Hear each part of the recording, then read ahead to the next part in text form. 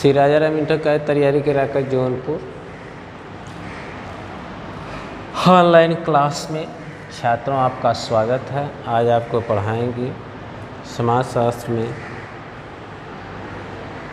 दूसरा प्रश्न है, संस्कृतिकरण की अवधारणा की आलोचना कीजिए। प्रश्न होगा संस्कृतिकरण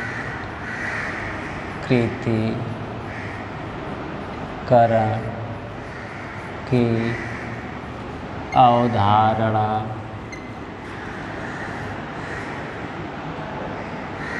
की आलोचना कीजिए। उत्तर होगा संस्कृतिकरण की अवधारणा की आलोचना निम्नवत है। नंबर 1 टॉपिक होगी इसमें, संस्कृतिकरण के प्रभाव से दलित संस्कृति लुप्त प्राय हो गई। संस्कृतिकरण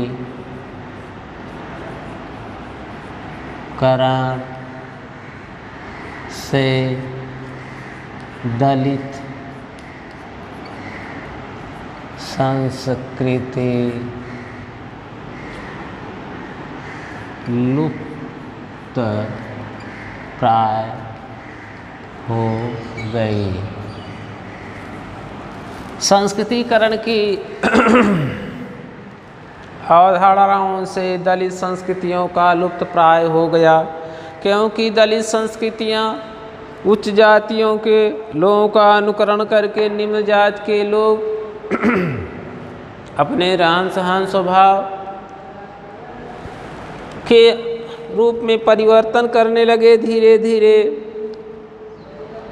दलित संस्कृति लगभग समाप्त हो गई, क्योंकि जो जातिगत औद्योगिकरण की प्रक्रिया ने जो जातिगत जात के आधार पर या जातिगत व्यवसाय हुआ करते थे, जैसे जातिगत शिल्पकार, कलाकार, वैद्य, कृषक, पशु चिकित्सकों आदि की जो समाज में पहचान बनी हुई थी, औद्योगिकरण में युग में यह निरर्थक साबित हो गए। क्योंकि औद्योगिकरण के रूप में औद्योगिकरण जब हुआ तो औद्योगिकरण में जातिगत जो इनके वैद्य थे, जो जातिगत कलाकार थे, जो जातिगत कृषि हुआ करती थी, वह धीरे धीरे समाप्त हो गई। अब सभी लोग, सभी जातियों के लोग औद्योगिकरण के युग में सभी लोग एक साथ रहने लगे, एक साथ उद्योगों में जाकर कार्य करने लगे। जो दलित संस्कृति हुआ करती थी उसका प्रायः लुप्त हो गई, समाप्त हो गई। ये जातिगत आधार पर जो उनका पेशा निश्चित हुआ करता था वह धीरे धीरे समाप्त हो गया। लोग, विभिन्न जातियों के लोग कहीं कहीं जाकर उद्योगों में काम करके साथ साथ रहने लगे। उनके अंदर भाईचारे की भावना जागृत हुई, उनके अंदर मानवता का व्यवहार जागृत होने लगा। एक साथ रहकर एक साथ यातायात के साधनों में एक स्थान से दूसरे स्थान पर साथ साथ आने जाने लगे, जिससे संस्कृतिकरण के प्रभाव के कारण जो दलित संस्कृति प्रायः लुप्त होती चली गई। एक तरह से यह भी कह सकते हैं आप कि एक तरह से समाप्त हो गई। नहीं तो विभिन्न जातियों द्वारा दलित जातियों का विभिन्न प्रकार से तरह तरह से उनका किसी तरह का भेदभाव करते थे, जैसे उनके साथ ऊंच नीच की भावना जागृत हुआ करती थी, एक दूसरे को हे दृष्टि से देखते थे। अब क्या हो गया कि आज औद्योगिकरण के कारण एक स्थान से दूसरे स्थान पर लोग जाकर उद्योगों में काम करने लगे, जिससे उनके अंदर मानवता का व्यवहार जागृत हुआ। विभिन्न उच्च पदों पर निम्न जातियों के लोग आसीन हो गए, जिससे उनके साथ काम करते करते उनके अंदर जो ऊंच नीच का भेदभाव था वह धीरे धीरे समाप्त हो गया। अब संस्कृतिकरण के प्रभाव के कारण दलित जातियों के लोग धीरे धीरे एक दूसरे का अनुकरण करने लगे। उनके अंदर उसके प्रति जो भेदभाव था वह अब समाप्त हो गया है। वह भी अनुकरण करके धीरे धीरे आगे बढ़ने की ओर उन्मुख होते चले जा रहे हैं। दूसरी टॉपिक है संस्कृतिकरण की प्रक्रिया संपूर्ण भारत में नहीं दिखाई देती। दूसरी टॉपिक है संस्कृतिकरण की प्रक्रिया संपूर्ण भारत में दिखाई नहीं देते। मजूमदार एवं मदान का कथन है कि जो संस्कृतिकरण की प्रक्रिया है इसमें ऐसा माना कि सभी स्थानों पर निम्न जातियों उच्च जातियों की संस्कृति या गुणों को अपनाने की प्रवृत्ति नहीं देखी जाती है। मजूमदार एवं मदान ने कहा कि ये संस्कृतिकरण की जो प्रक्रिया है ये संपूर्ण जगह सभी जगह पर एक दूसरे उच्च जातियों की संस्कृति को निम्न जातियों द्वारा अनुकरण की प्रवृत्ति नहीं पाई जाती है। ये ऐसा आप नहीं कह सकते हैं कि यह संपूर्ण देश में ही ऐसा हुआ है, क्योंकि यह संभव नहीं है। क्योंकि यह प्रक्रिया संस्कृतिकरण के अंतर्गत होने वाली क्रियाओं को देखने में से ऐसा लगता है कि यह मनोविज्ञान में पाए जाने वाली अनुकरण के सिद्धांतों पर आधारित है। बल्कि यह कहा जा सकता है कि यह मनोविज्ञान में पाए जाने वाले सिद्धांतों पर आधारित है। मनोविज्ञान में पाए जाने वाले सिद्धांतों पर आधारित है, क्योंकि ये संस्कृतिकरण की जो प्रक्रिया है संपूर्ण भारत में दिखाई नहीं देती कि सभी लोगों ने पूरे संपूर्ण भारत में यह सभी लोगों ने ही इसका अनुकरण किया कि उच्च जातियों का अनुकरण निम्न जातियों द्वारा हुआ। यह संभव नहीं है, न सभी जगह दिखाई ही देती है। क्योंकि यह ऐसा प्रतीत होता है मजूमदार एवं मदान के कथनानुसार कि यह संपूर्ण देश में दिखाई नहीं देती है। जब यह ऐसा होता तो एक तरीका पूरे देश में वह प्रक्रिया नज़र आती। तो यह ऐसा जब नज़र नहीं आती है तो ऐसा नहीं कहा जा सकता है कि क्योंकि सभी संपूर्ण देश में उच्च जातियों का अनुकरण निम्न जातियों द्वारा ही किया गया। ऐसा हो नहीं सकता है, क्योंकि आप देख रहे हैं पढ़ाई लिखाई के दौरान सभी लोग शिक्षित होते चले गए। जब सभी लोग शिक्षित होते चले गए तो स्वविवेक के आधार पर जैसा जिनकी व्यवस्था हुआ करती, जैसा जिनकी आमदनी हुआ करती थी, उसके हिसाब से अपना सिस्टम वो बनाने लगे। जब उसके हिसाब से अपना सिस्टम लोग बनाने लगे तो एक दूसरे का अनुकरण भी कुछ लोगों ने किया और कुछ लोगों ने नहीं भी किया। यह ऐसा भी संभव हो सकता है क्योंकि संपूर्ण भारत के लोग एक अनुकरण ही कर लिए, सबका नकल ही कर लिए, यह भी समझ में नहीं आता है बात। तो ऐसी स्थिति में जो जैसा जिसका सिस्टम था, जिस स्थान पर जो लोग रहने लगे वहाँ की बोली भाषा विचार भावनाओं में परिवर्तन होने लगा, धीरे धीरे बदलाव आया, लेकिन पूरे देश में एक जैसी प्रक्रिया लागू नहीं होती है। इस नाते ऐसा कहा भी जा सकता है कि संपूर्ण देश में यह प्रक्रिया दिखाई नहीं देती है। तीसरी टॉपिक है आपकी संस्कृतिकरण पर संस्कृति ग्रहण का ही एक विशिष्ट रूप है। तीसरी प्रक्रिया है संस्कृतिकरण पर संस्कृति ग्रहण का एक रूप है। ये जो संस्कृतिकरण की प्रक्रिया है, संस्कृति ग्रहण पर एक रूप सा नजर आता है। ऐसी स्थिति में यह कहा भी जा सकता है कि कुछ समाजशास्त्रियों का मानना है कि संस्कृतिकरण पर संस्कृति ग्रहण का ही एक विशिष्ट रूप है। कहने का आशय यह कि एक जात द्वारा दूसरी जात की संस्कृति को अपनाने में नियमित में बदलाव संस्कृति पर संस्कृति ग्रहण का ही रूप उपयुक्त शब्द है।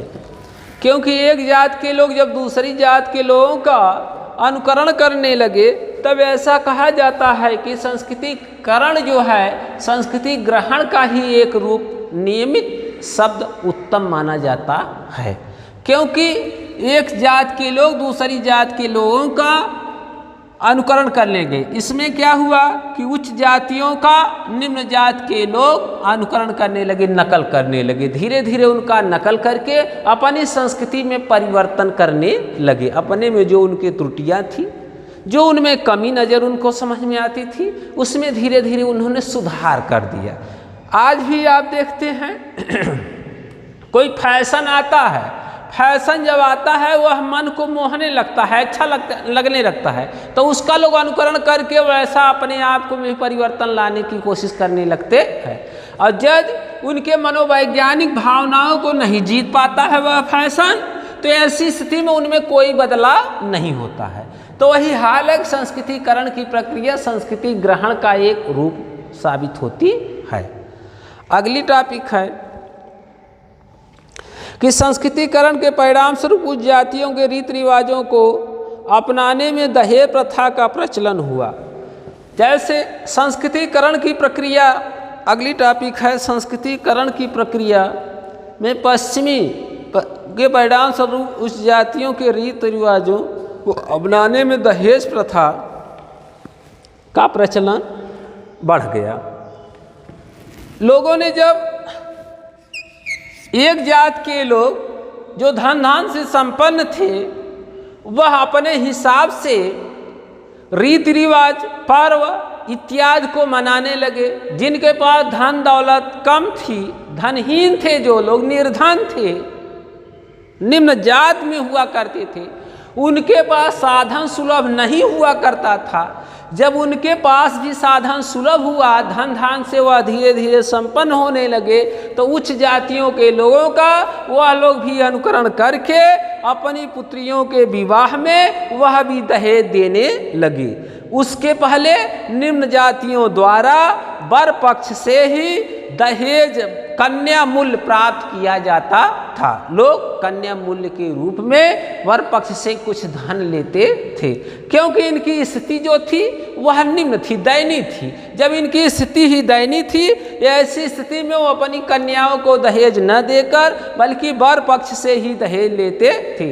लेकिन उच्च जातियों द्वारा जो धन धान से संपन्न हुआ करते थे, वह आदिकाल से कुछ न कुछ दहेज बल्कि न कह के करके वह लोग कहते थे उपहार। लड़की को, कन्याओं को उपहार स्वरूप कुछ धन, कुछ वस्तुएं दे दिया करते थे, जिसका प्रचलन आज दहेज के रूप में हो चुका है। लोग उसको दहेज का रूप दे दिए। आज दहेज से लेकर पूरे समाज में एक तरह की सबसे बड़ी जो समस्या खड़ी हुई है सामने, वह दहेज की समस्या खड़ी हुई है। समाज में यह एक कलंक सा साबित हो गया है कि जिसके पास धन नहीं है, उसकी कन्या का विवाह उसके कन्या की सुयोग्य वर से होना असंभव सा नजर आता है। क्योंकि यदि मुँह मांगा वो दहेज नहीं देता है, तो उसकी कन्या का विवाह सुयोग्य वर से होना बड़ा कठिन काम है। ऐसी स्थिति में क्योंकि मुँह मांगा दहेज लोग देकर वैवाहिक संबंध को स्थापित करते हैं, तो उच्च जातियों द्वारा पहले कन्याओं को कुछ उपहार स्वरूप दहेज दिया जाता था। निम्न जात के लोग उसका अनुकरण करके अपनी कन्याओं को भी कुछ न कुछ दहेज देने लगे। उनकी जो आर्थिक स्थिति हुआ करती थी, उसके हिसाब से वह भी कुछ न कुछ दहेज देने लगे। अगली टॉपिक है संस्कृतिकरण की अवधारणा ऊंच नीच का भेद करती है। संस्कृतिकरण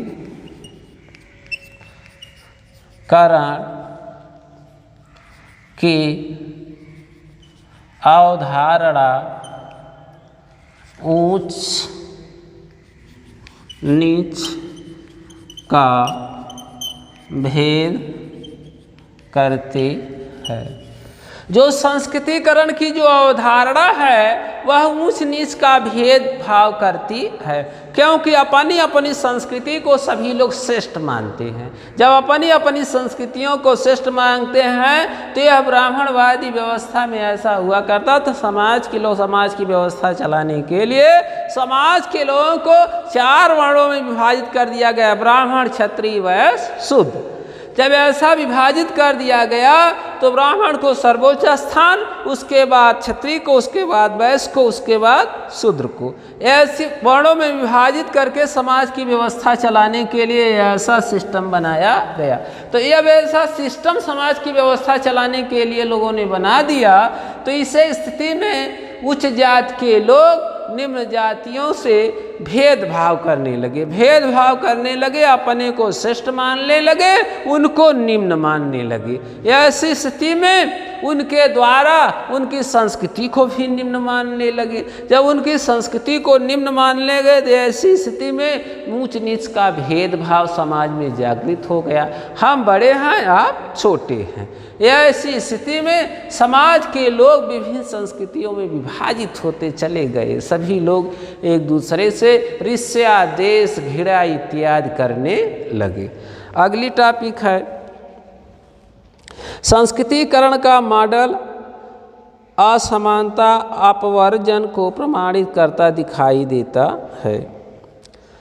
प्रक्रिया समाज में लोगों के बीच शुद्धता और अशुद्धता में विश्वास या भावना को बल देती है। यही कारण समाज में उच्च जातियां या समूह जातियां नीचा दिखाया और उसका बहिष्कार करना शुरू किया। जिस समाज में जिस प्रकार से ऊंच नीच की भावना व्याप्त हुई उसे एक समाज सम समाज कहा जा सकता है। क्योंकि जब समाज में सामाजिकरण और मॉडल असमानता, समाज में सामाजिकरण और मॉडल असमानता का भेदभाव होने लगा तो समाज के लोग एक दूसरे से अपने को श्रेष्ठ मानने लगे, एक दूसरे को अपने से हे दृष्टि से देखने लगे, जिससे उनके अंदर सामाजिक भेदभाव उत्पन्न होने लगा। जब सामाजिक भेदभाव उत्पन्न होने लगा तो एक अपने को श्रेष्ठ मान लगे, दूसरे को निम्न मानने लगे। ऐसी स्थिति में संस्कृतिकरण की भावना उनके अंदर जागृत होने लगी। जब संस्कृतिकरण की भावना उनके अंदर जागृत होने लगी तो उनमें ऊंच नीच का भेदभाव, ऊंच और नीच का भेदभाव जागृत होने लगा। जागृत जब होने लगा ऐसी स्थिति में समाज में तरह तरह की विडंबनाएं जागृत होने लगी, जिससे समाज के लोगों को ऊंच छोटे और बड़े के हिसाब से विभाजित होने लगे। जब छोटे और बड़े में विभाजित करने लगे समाज के लोगों को तो उनके अंदर अपने को श्रेष्ठ और दूसरे को निम्न दिखाने की कोशिश करने लगे।